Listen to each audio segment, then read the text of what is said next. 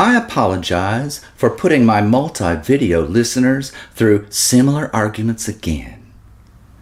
Some of you in every nation must compose your critical constitutional cases for your judges, who won't be watching all these videos, and who will give each lawyer only one equal shot.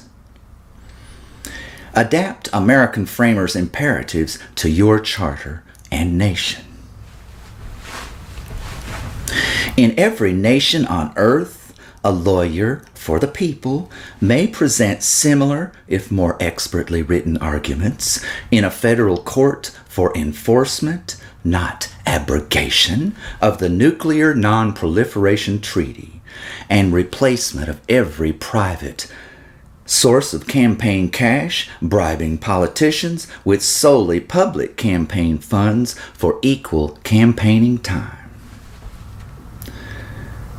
And return of the people's constitutional war-making authority stolen by corrupt executives mistakenly entrusted to only enforce legislators' choice and direction that only Congress may declare people's wars of self-defense against aggressor enemies.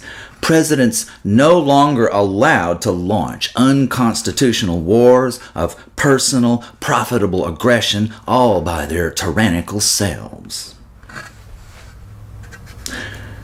The following arguments are based on my American Constitution, but they also apply to 90% of all human beings' concepts of human rights, even if your constitutions are worded differently.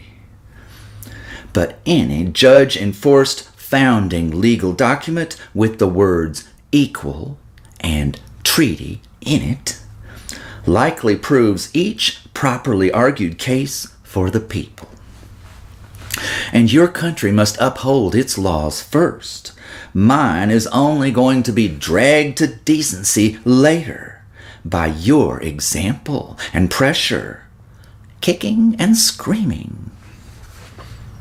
I've already played pretend legal eagle at 1,000 board dinner tables, so if you'll pour the coffee and sit down, I'll try to do better.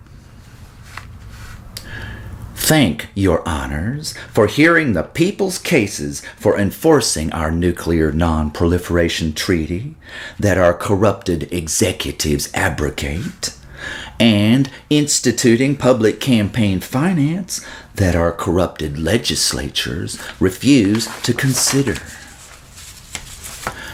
A republic is defined as a government in which supreme power resides in a body of citizens entitled to vote, and is exercised by elected officers and representatives responsible to them, not bribing fat cats, I might add, and governing according to law, not just the biggest donors. A republic promised by many constitutions is also a community of beings that resembles in organization a political republic, and is characterized by a general equality among members, necessarily excluding permission, I might add, for the private rich to buy unequal political power to force our treasury to waste, war, and debt for their profit and our harm. Equal citizens' votes necessarily follow their equal chances to evaluate competing candidates' platforms. Competition to collect gifts then spent on buying more propaganda time than poorer candidates can afford gives a minority disproportionate power to buy votes until achieving a corrupted majority and election victory wholly attained with unequal persuasion time of debate. The ultimate anti-democratic marketing gospel. paying candidates to trumpet your views or interests to many voters who hopefully cannot buy so much competing influence upon you is vote buying, whether by one's donated $10 or a political action committee's corporate $10 million. In a true republic, you may only attempt to directly persuade other voters to your opinions and candidates, but not pay professional propagandists to pummel other voters hours longer than different advocacy customers can pay to change minds like yours. Such commercialized mind bending renders thoughts and choices no longer ours, now unduly influenced by the highest bidder and spender. Representatives voted in by a thus twisted electorate then represent only the most prosperous, especially arms and other corporations buying contracts paid from our money 100 or 1,000 times more than their bribes, often amassing the very arsenals that drive our wars and kill our treasured sons and daughters. Government counsel, not to mention our own highest court's tragic errors, will tell you that such purchase of theft and murder is constitutional free speech. Actually, pay to play campaigns destroy our very ability and freedom to independently speak and think. And the no longer public servants abandon their equal duty to all of us, becoming instead private employees and lackeys, ignoring their war's abuse of all for fat campaign kitties they have voted to keep in retirement, during which they are often hired by the very companies that cashed in. Now using these ultimate insiders to guide their fat lips back for more decades of latching on to the public tit. An addendum to our conflict of interest lawsuit that our stinking legislatures are too conflicted to be interested in blocks any employee of a government contract holder from ever taking any government job to then exercise power to further reward his or her real employer, and forbids any government employee from ever working for any company they helped while in office. Giant libraries, your honors, are full of the history of such corruption driving the enormous percentage of our national budgets we're 18 trillion in debt for, and 100% of 60 years of unnecessary, aggressive American wars killing 62,000 of our young people.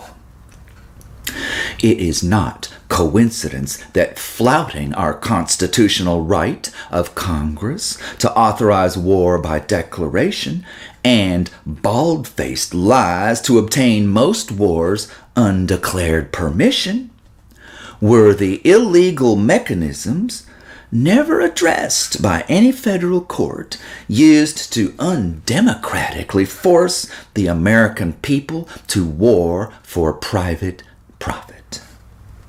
So brace yourselves for our next lawsuit. Our current suits, however, are powerful remedies.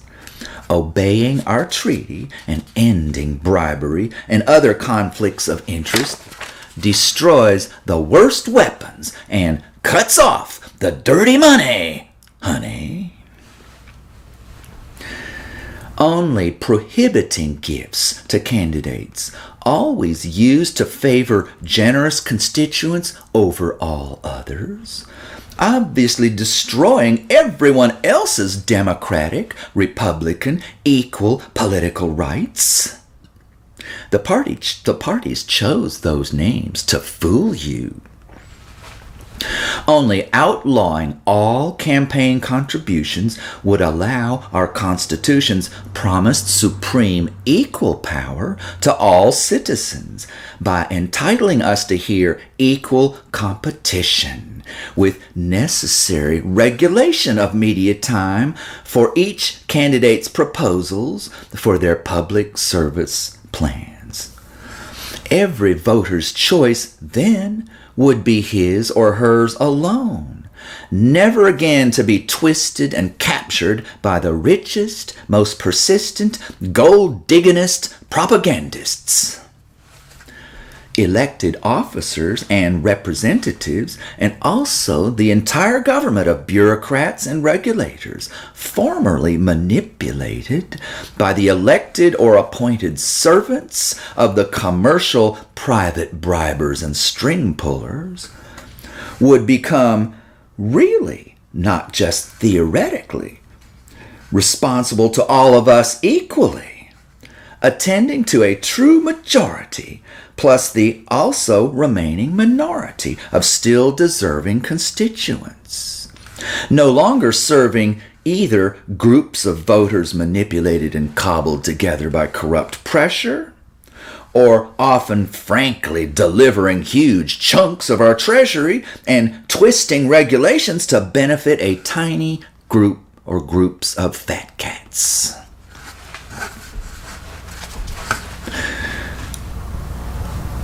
The bribery system ensures that leaders will govern against our needs to please minority oligarchs, virtually never passing or enforcing equality-designed Republican democratic laws. Representative democracy is defined as a form of government in which supreme power is vested in the people and exercised by them indirectly through a system of representation and delegated authority in which the people choose their officials and representatives at periodically held free elections. The very first one to be held in this nation after you outlaw political bribery, of course.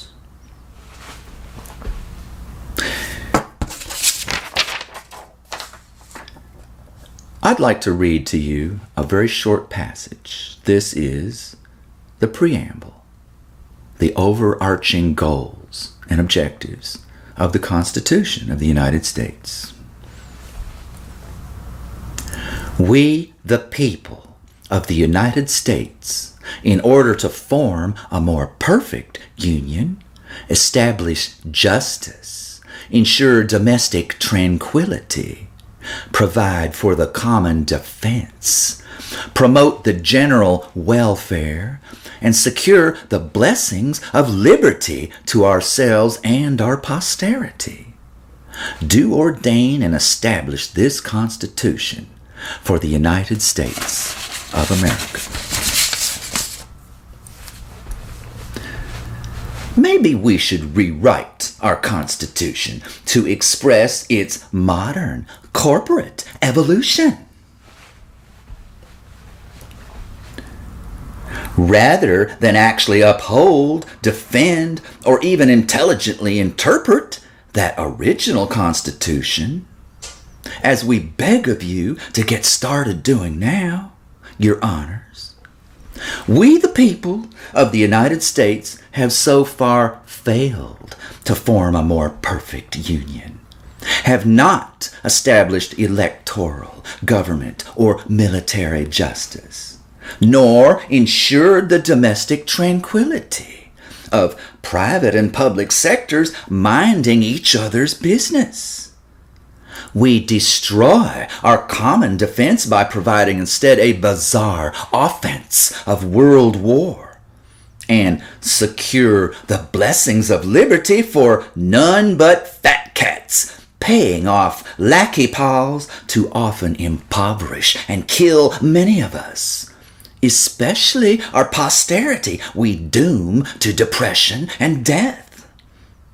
we initially ordained but never actually established this Constitution for the United States of America or anybody in it except for the big dogs.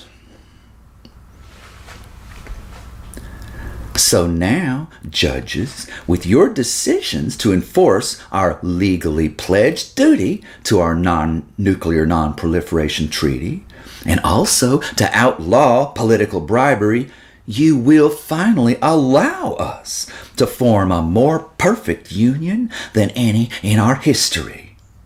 We'll establish electoral, governmental, and military justice, and ensure that a business of war will never again break millions of bodies, hearts, and wallets, gloriously enhancing domestic tranquility. You will restore our common defense lost with our innocence at Hiroshima. You'll promote our general, not just corporate, welfare, and secure the blessings of liberty to all of ourselves and our posterity. Blessings which Congress and presidents gave instead only to themselves and their commercial, parasite, predator cronies. Decide for the people, not those corrupt government shysters, and you will finally establish this Constitution for a huge bunch of family love freaks, same as our colonial forebears who fought for and wrote the damn thing. All state and national laws that permit or arrange gifts to politicians and lack of law that prohibits private payments to them, all meant to improperly and unjustly influence public servants' preparation or work, violate every word of our Constitution's preamble, its purpose and goals of law and benefit to us, and several other articles I will detail. Article 1, Section 4.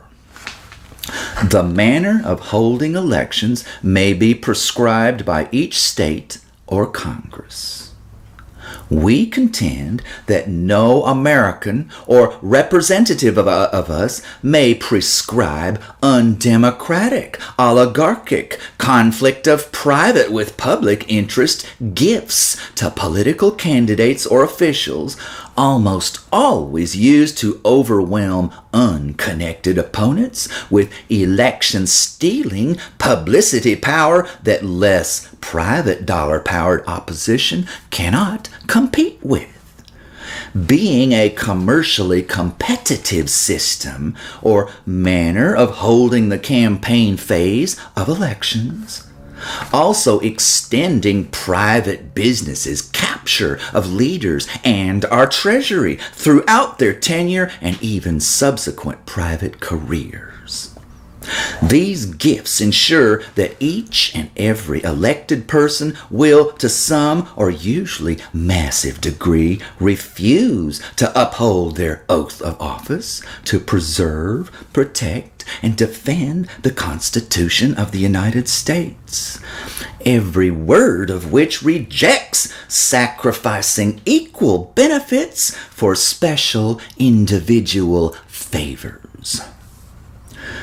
Buying extra electoral publicity power to popularize your chosen candidate the public might reject if debate time were equal, or buying a leader to help you at another's expense, not to mention all of our expense, both break the Constitution's promise to grant Republican supreme power fully and equally to all the people. Begin to keep that promise from now on, your honors, by denying special favor, power, and rights to abuse us to every would-be tyrant and greedy, dangerous, violent punk. It is Article 3, Section 4 that guarantees every state a Republican form of government. I hope I recall the definition of Republican. Supreme power residing in a body of citizens entitled to vote, but only in already rigged elections.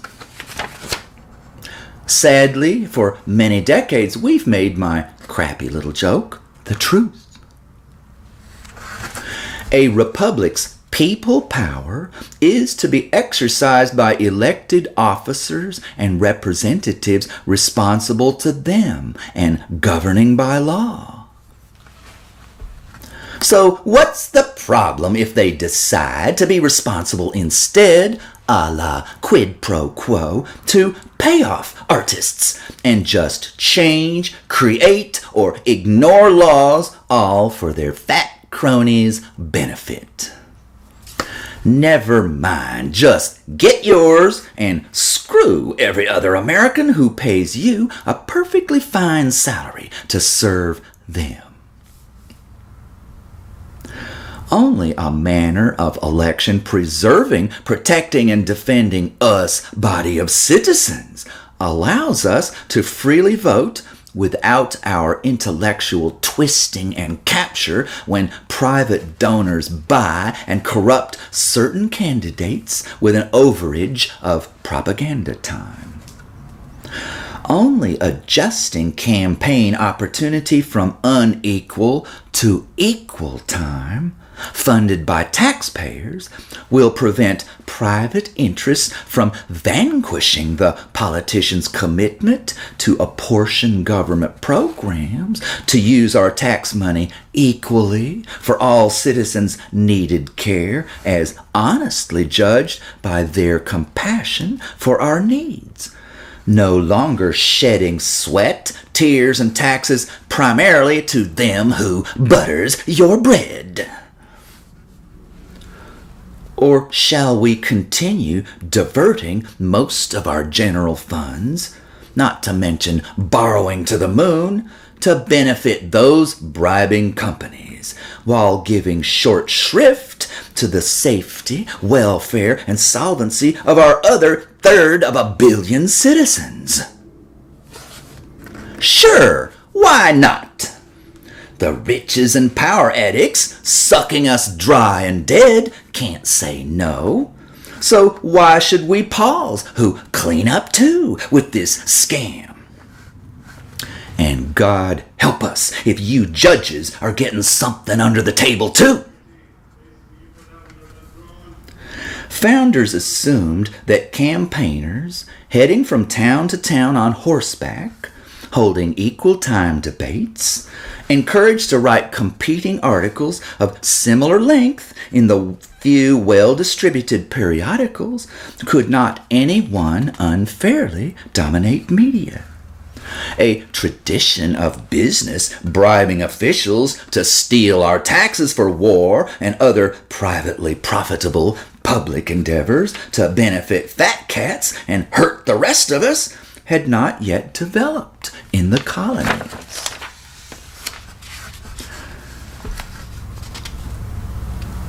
To the framers, most tyranny was in the form of the British oppression that inspired our revolt. You didn't by any chance forget that the despots we overthrew also did nothing but grab all the rights and the riches for the royals. So our founders did not specifically forbid certain detailed abuses they certainly would have if beset by them. Our Constitution nevertheless requires voter and citizen equality, the polar opposite of any allowance of private influence sabotaging much public interest in favor of certain private citizens successfully conspiring for advantage in government treatment, menacing merchandising, and public assistance. Of course, the people's appeals to you are no less Americans' demands or revolts, if peaceful, against tyrannical oppression. To recover our lives, liberty, and pursuit of happiness. And also necessarily a revised legal design for our equality. God-given but human stolen rights and self-rule.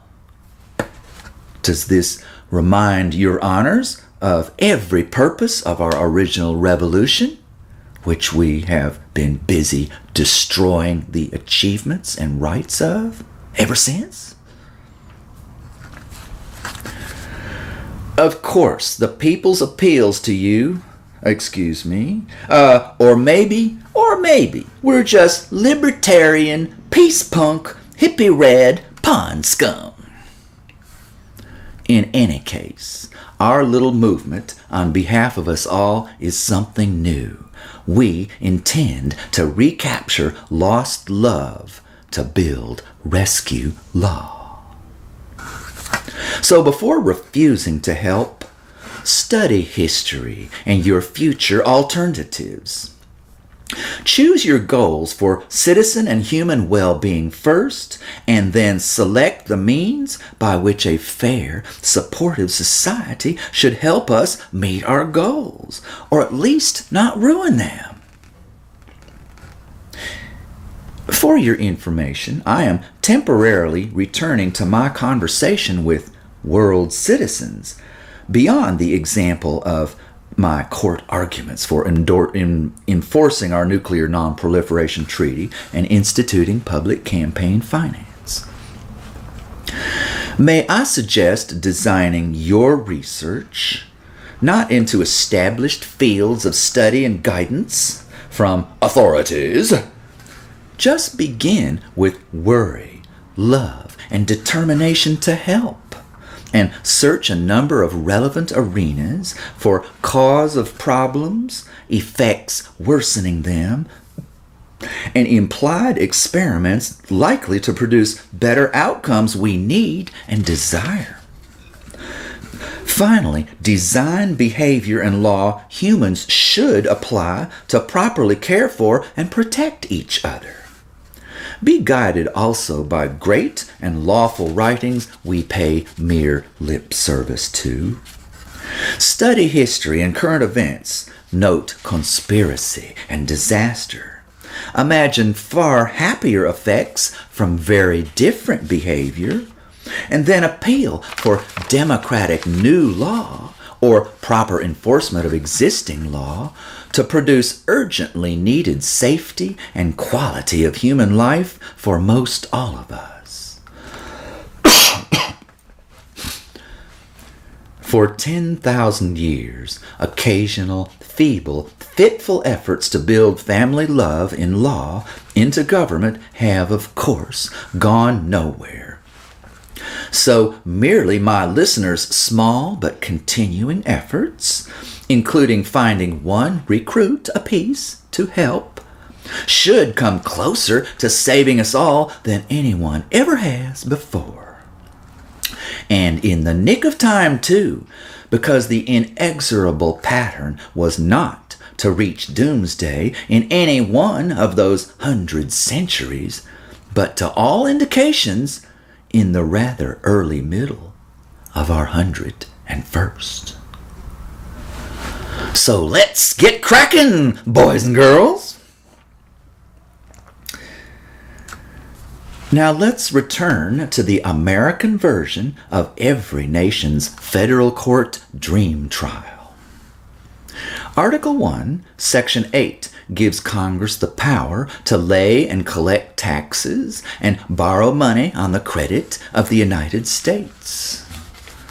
As our bribery and war systems at least double every national budget, doubling everyone's taxes and exploding our present and future debt obligations, conversely, your Honor's actions to direct us to lawful world peace and to halt leaders' theft conspiracies with private on public parasites, will rapidly pour many, many trillions toward debt reduction as we choose an efficient public care of citizens we and our honest, ethical representatives will choose.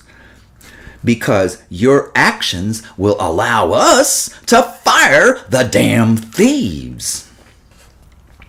A clean government of said economy, without vast breaks for favored industries and vast fees against mere powerless citizens forgetting to bribe the capos, will rapidly consider flat taxes, and when matching spending to income, just like your sensible mom and dad did, the balanced budget amendment should sweep through the House, Senate, and all 50 state legislatures, who will not only then pass their own state budget versions, but soon outlaw state and municipal private political gifts also, as virtually every voter reminds them not to further pollute local governments with the destructive evil so dramatically, gloriously removed from our federal government. Any remaining need to borrow money, permitted by our current Constitution, should be specified in any national or state balanced budget amendment as certain catastrophic emergencies only, such as invasions, barely conceivable while we and our inspired friends around the globe continue to destroy offenses. Trillion-dollar meltdowns also would be less and less likely as we phase out nuclear power. The economic sanity built into balanced budget amendments and our critical arms race and bribery reforms still must include overt law that every nickel or trillion owed mandates a prompt repayment schedule before we lose interest. Get it? Like you're losing interest in a certain windbag, right? Your honors, help us stop the corrupt financial bleeding. Then we'll finally secure our constitutional blessings of liberty by stopping the stealing of our earnings and our posterities unto national and personal depression and bankruptcy. Then we'll join with all nations in humane response to exploding existential menace by pounding every mercenary sword into another plowshare of care. Now, you don't imagine that liberty and happiness pink up a bit without poverty, famine, thirst, plagues, and raging war 25,000 miles around, do you? Just a thought. Judges, your rulings against bribery and for our treaty elects an honest, peaceful economic Congress that passes the balanced budget amendment and continues to cement the rights and peace you initially restored. Our Constitution requires our government to provide for our common defense. And don't you dare deny that also all of its other preambles, universal yet fully specific goals of decent human treatment and lives, have the intent and force of law. What, they wrote it for fun? For wishy-washy ideals? Nothing required? From 1783 to the Manhattan Project in 1943, huge oceans and our general, if not absolute 100% allergy to imperial colonial subjugation, accepted or inflicted, and neighbors either friendly or competently resisted by a proper domestic military, in total assured our common defense. Then suddenly we invited the world to aim 8 5,000-mile-an-hour metropolis blaster roasters at every single state that Article 3, Section 4 requires our government to protect against invasion. Since our world wars, the first pure business and political party-fueled American aggression, our seized freedom to build massive conventional arsenals, has ever since impelled leaders to use them in elective, aggressive war after invasion war, each multiplying a new world of infuriated terrorists plotting to sneak the nuclear evil we spread and sold back into our cities. Now, do you understand the urgency and exact actions required for securing our constitutional common defense before catastrophe, depression, and extinction?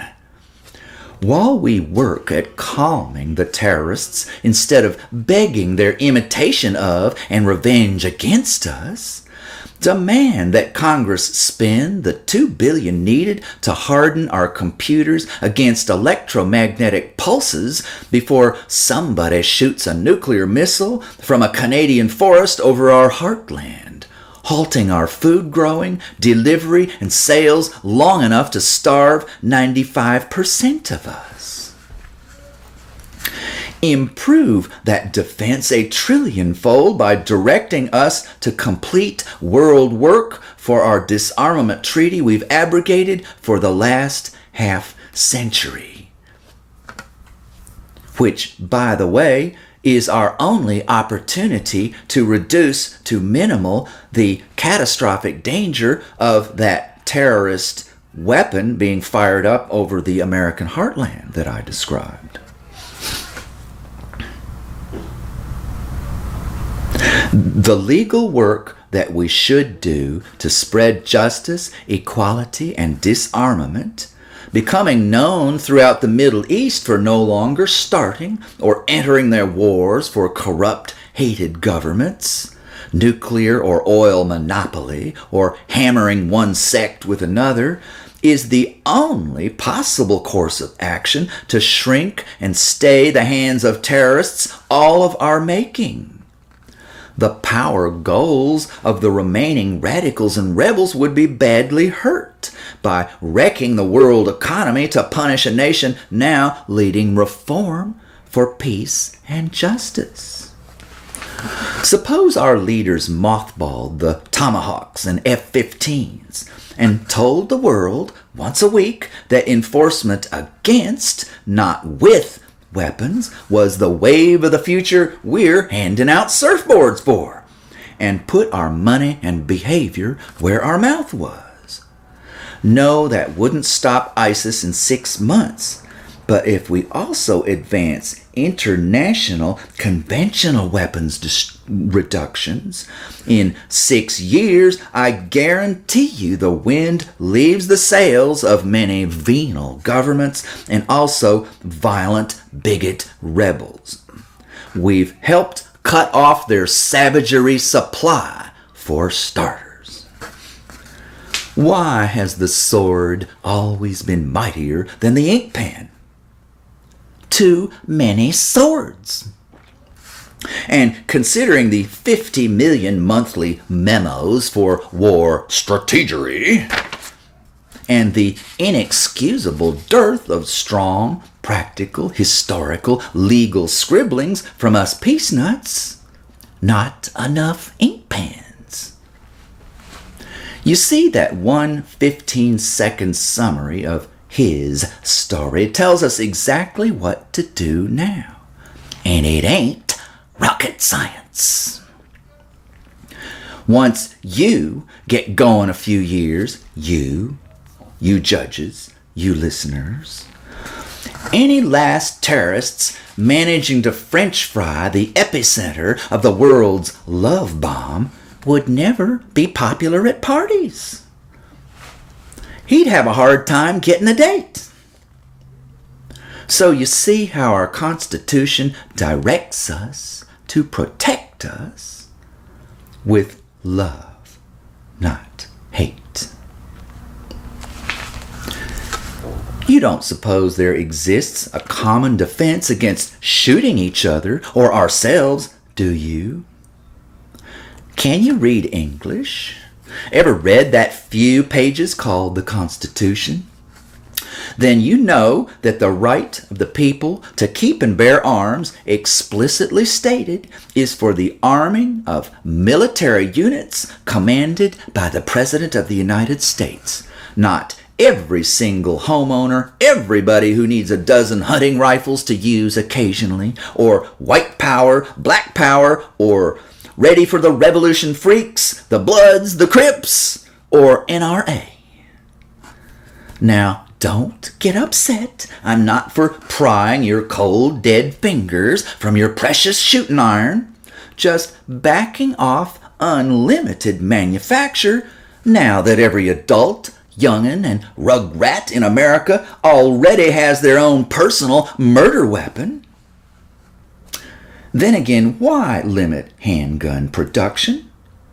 We Americans only have barely enough fully loaded to kill 2 billion people. So we need to keep jacking annual sales to boost further the 32,000 yearly wasted souls, hundreds of thousands of wounded, and even more beginning lifetimes of grieving. All those bigger organized wars kill exactly as many as our unlimited, evil, insane planetary weapons production causes. Private and gang killings are no different if you simply track gun population and murders parallel rises all over the world on any graph. But why be scientific when popular propaganda from gun salesmen settles the issue? Gun control is a pure waste of time. Anyone denied the convenience of offing someone in a quick fit of temper with a crook of their finger is just as sure to carve, hammer, or headbutt you to death. Besides, our founders wouldn't expect us to institute structural, legal opposition to an endlessly escalating domestic bloodbath, merely to provide for the common defense, would they? The Government Council has already told you that world mass murder suicide is our right and protection. My argument to stop most murder and suicide at home by a few decades of slow but progressive gun manufacture reductions is a different lawsuit, but remains useful to strengthen our case for following the order of the Nuclear Non-Proliferation Treaty to remove the killing power of nuclear weapons by removing nuclear weapons. By the same overwhelming toddler logic. No dangerous toys. So we'll see the same government shyster back in court who will insist that easy click-boom murder and suicide is our right too. Though since 90% of home gun killings waste your own family and not any intruder, he might choke on his claim of safety. Our motivation to sue for weapons of mass destruction control and fair elections, other than constitutional imperative and justice, comes from a study of history. Undemocratic tyranny and excess weaponry killed at least 500 million people and ruined the human lives of several billions more. And if you have not read several dispassionate scientific projections of nuclear technology's rocket rise and fall to finish the rest of us quite soon, your public education is less than complete, than incomplete. From your decisions for just, loving rescue will come decades of merciful changes. Enforcing the Nuclear Non-Proliferation Treaty doesn't include the Conventional Weapon and Army Limits Treaty that will stop the vast majority of current war. But ending bribery elects the caring public servants, including a president, that will negotiate it, and the uncorrupted legislatures to ratify it. Whereas politicians beholden to weapons companies always vote our trillions for a war machine that keeps exploding with its own commercial and emotional impetus, those given equal time to propose modest defensive armies, arms, and attitudes will be elected and will immediately remind the people and all our leaders that the 70-year era of flouting our constitutional law that only Congress declares, that is, authorizes war, and executives claiming that attacks of conquest upon the other side of the earth are really emergency defense that the people and their Congress have no say in, unless to certify executive lies inventing threats to us. The era of Congress just remaining silent during presidential wars, attacking enemies incited by prior presidents' wars. The era of more bombs and fewer infantry cited as license to drag us through decades of war in violation of war choice power historically seized by kings, not presidents of republics. The era of undeclared but every bit as real and deadly wars, 1,000 times as stupid and deadly for cutting us loving family people out of deciding when killing is necessary and when it is not. Still told to pay and die, of course. With your decisions, that era is over. Not after Congress takes another decade to clean up and realize it, but now, when you force legislators and executives to obey our Constitution. Once the death machine employees are gone, honest leaders' constituents remind them to continue that conventional treaties, years of flexible international negotiations, advancing progressive world weaponry diminishment, and we ever slow down war and risk of bankruptcy and depression and speed up solving real-world emergencies. Choking war's pipelines prevents tens of millions of murders, exactly as increasing stringent gas rationing cuts our endlessly driving down to bare minimal local transportation. War is weapons made for murder, and we're destroying the pair together.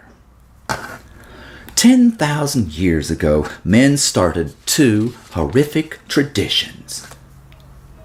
1. Inviting merchants of death to build limitless arsenals. And 2. Inviting them to bribe leaders to buy them with our money, sparking the chain reaction of wars that killed hundreds of millions, culminating in our all but completed race to Armageddon. Your honors, the latest of decades of invasion wars fought entirely upon presidential initiative and continuation in violation of our Constitution, which reserves all war-starting and fighting power for the people's initial declaration and authorization through a majority of their Senate and House representatives, voting for hostilities against a specific enemy, forces us to sue through you to halt President Obama or his successors from individually launching wars upon Syria, Iraq, Libya, ISIS, or any other nation or militia without specific congressional declarations of war prior to one single illegal executive missile, bomb, or infantry attack. A few of you are old enough to recall over a half-century of expert TV analysis of American war legality, that is, illegality.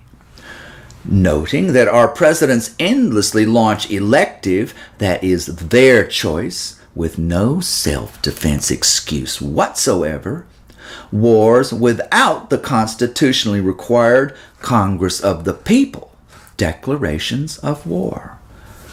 Always further noted is Congress contentedly ignoring its constitutional duty to choose or reject any war proposed by any executive or lawmaker, and everyone ignoring our founders limiting the commander-in-chief to directing troops only Congress is permitted to unleash and fund.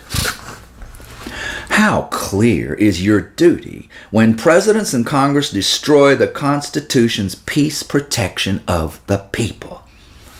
Are you not the final check and balance, the court of last resort?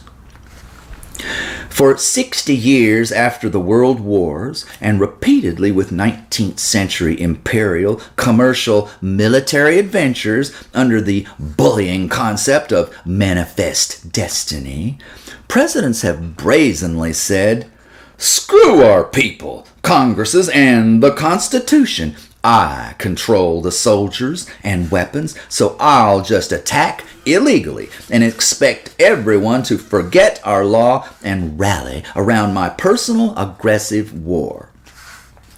And why does each and every tyrant's gamble work? Because the wimpy people, Congresses, and courts forgot to take our power back. Eventually, unconstitutional executive war-fighting tyranny becomes an accepted tradition, just like universally trashing the Nuclear Non-Proliferation Treaty. Most of our history and future trend to final Holocaust both instruct you judges to order full, ironclad enforcements of America's original laws of military defense that allow only the people to choose killing, as we always only do when every other sane alternative is gone. Whereas political, commercial, and even pseudo-religious tyrants thrive on, need, and desire, conspire for, and order wars for profit. We, the people, unless robbed of our God and constitutionally given rights, always choose peace, unless infected with bigotry and hate by evil leaders, always choose peace for love and life.